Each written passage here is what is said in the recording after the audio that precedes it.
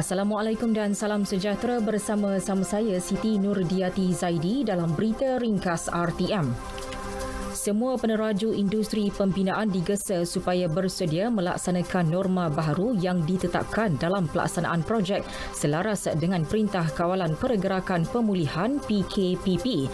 Menteri Kanan Infrastruktur Datuk Seri Fadilah Yusof berkata amalan itu harus dilaksanakan secara berterusan dan mengikut prosedur operasi standard yang ditetapkan. Ini supaya industri pembinaan kekal selamat serta berdaya saing sehingga pasca COVID-19. Tempoh pelaksanaan projek kepada syarikat terlibat di dalam sektor perkilangan di Malaysia akan dilanjutkan.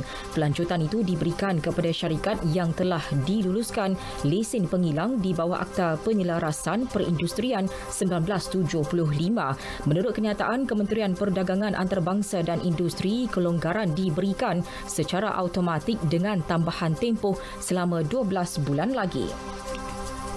Moratorium bayaran balik pinjaman institusi keuangan sejak berkuat kuasa pada 1 April hingga 12 Jun dianggarkan berjumlah RM40 bilion.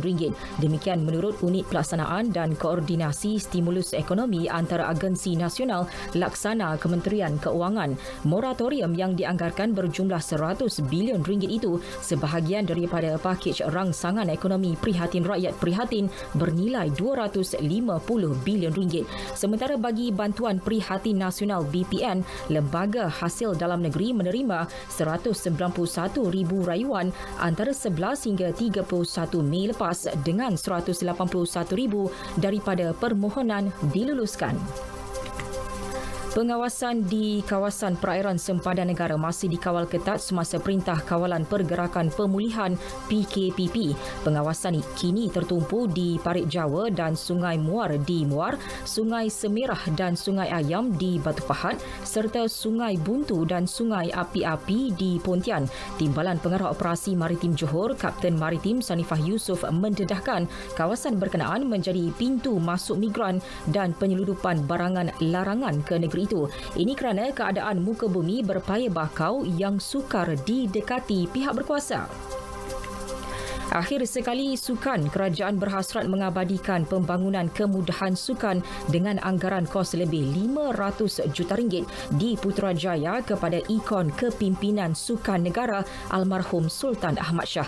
Menurut Menteri Wilayah Persekutuan Tan Sri Anwar Musa, projek Soccer City merupakan inisiatif almarhum Sultan Ahmad Shah ketika memimpin Persatuan Bola Sepak Malaysia FAM. Beliau akan menghadap Yang di-Pertuan Agong Sultan Abdullah Riayatuddin Al-Mustafa Billah Shah pada Isnin untuk merafak sembah pohon berkenan menggunakan nama almarhum paduka ayahandanya secara rasmi. Sekian berita yang disunting oleh Nur Syarida Shahabuddin dari Pusat Berita RTM. Assalamualaikum.